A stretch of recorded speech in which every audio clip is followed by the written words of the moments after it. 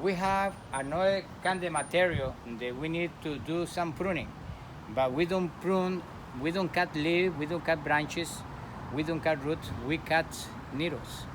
This is like this agave in here, okay?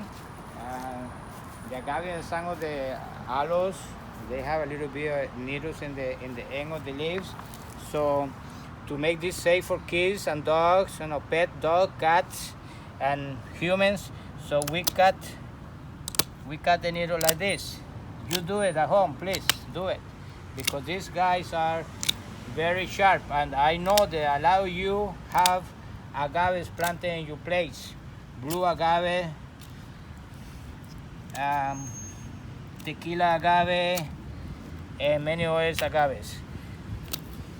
This is one of the agaves. You cut those needles like that, like so, so.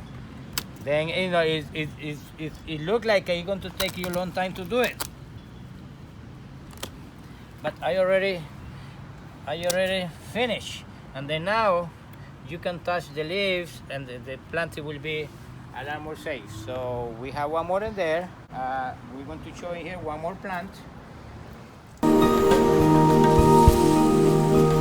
By doing this, now you can have this beautiful plant, because the plant is beautiful, but it's a very mean and nasty plant.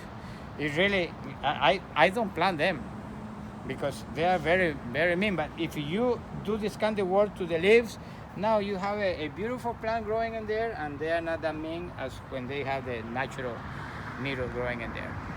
Okay?